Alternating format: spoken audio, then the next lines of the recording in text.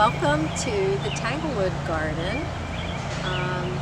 The Tanglewood Garden was started shortly after Chris and I moved into Tanglewood.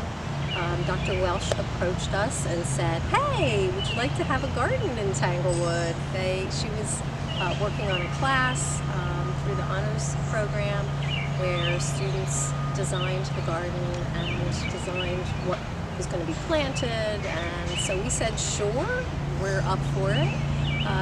Dr. Welsh knew of my dad, who was a great gardener, and also a faculty member here at Westchester University. So when she approached me, we felt a great connection with putting in a garden here, kind of to honor him as well. And along with that, Dr. Welsh knew that he was a wonderful asparagus farmer, and so we put in some asparagus also to honor my dad.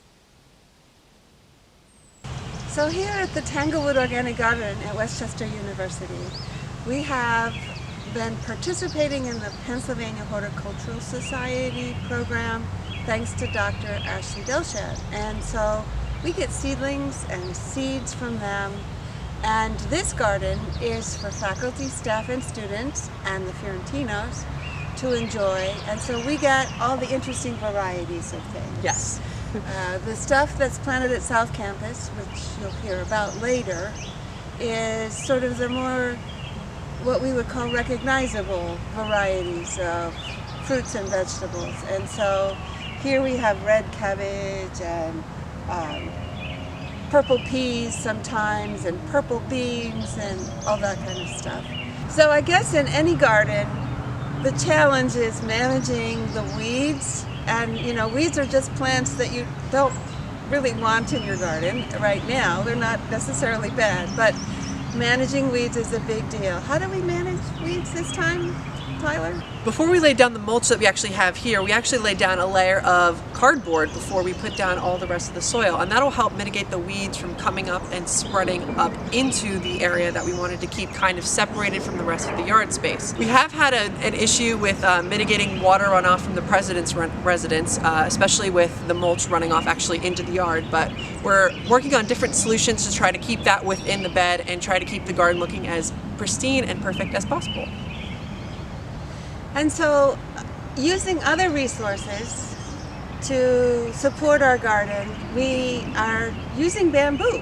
We got bamboo from South Campus, and that's always fun, going down to the garden and chopping out that invasive plant and getting it all ready, and then bringing it in and using it for the tomatoes plant structure, for trellising our eggplant and our peppers, and it's biodegradable, and so it's a really good way to use your local resources in your garden to sustainably manage your landscape. Hi, I'm Kate Stewart. We are in the campus pigment and dye garden, which is just outside of the E.O. Bull Center for the Arts. It's in its roughly like about the third year of growing, and it really was a project that was a dream project for me, that came about because I had done a Wednesday afternoon research lecture on my creative research and practice, which involves historic materials in the arts. So I shared processes about ink making, from collecting black walnuts and processing of woad plants for indigo pigment.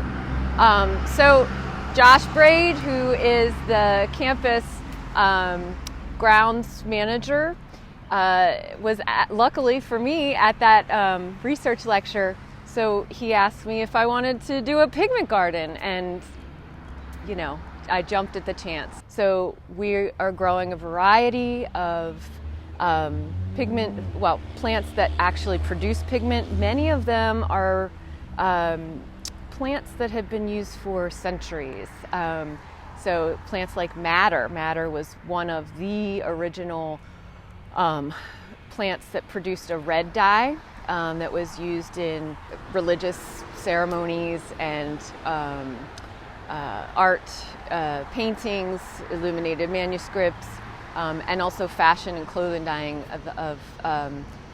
from thousands of years ago.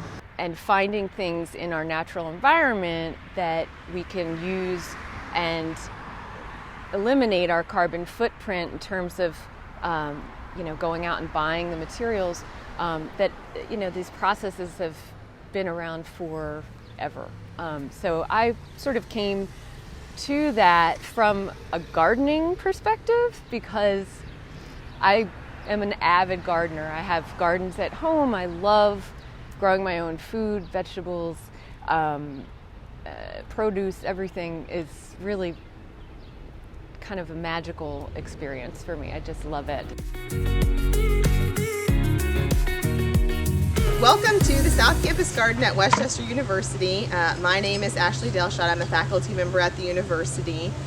This garden was built in 2014 with the help of students in my environmental politics and policy course, as well as students who participate in an alternative break program that I lead that's devoted to urban gardening, and we work a lot with gardens in Philadelphia as well as gardens locally.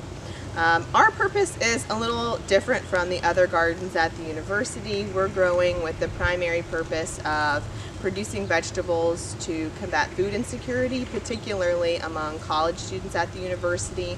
We also donate a lot to the Westchester Food Cupboard, as well as a few other venues in the region to make sure that this produce is going to really good use in our community. In terms of the vegetables that we grow here, we grow with the purpose of promoting what we call food sovereignty. So we choose the vegetables we grow according to the vegetables in particular that the student population is interested in having access to and being able to eat, but may not be able to afford or regularly access because there aren't any grocery stores that are easy to access from campus. And so we usually work with the university's resource pantry yearly to gauge interest in the students that are using the pantry and what produce they're particularly excited about. That typically means that we're growing varieties that are kind of easy to recognize. So we grow orange carrots instead of rainbow carrots. We grow red round tomatoes instead of yellow tomatoes, so that they're things that students feel comfortable with, they know what they are, and they know how to use them. We do try to grow 3 seasons out of the year for the most part. We've experimented some with cold frames that will allow us to grow throughout the winter season some of the leafy greens. But in the springtime, we are usually growing lots of lettuce. The students love lettuce. It's something they easily recognize and they can use. They don't have to cook it, so it's perfect. Easy for them to make use of. We also grow a lot of kale.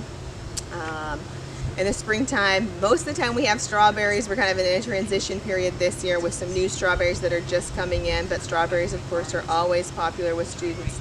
Carrots and some of the other greens like spinach are also popular during the springtime. So welcome to the Organic Garden at Westchester University's North Campus location. We are part of the Office of Sustainability efforts on campus to create a learning landscape here at Westchester University for our students, staff, faculty, and our greater community. And the harvest here is for our community. This is a very active location on campus.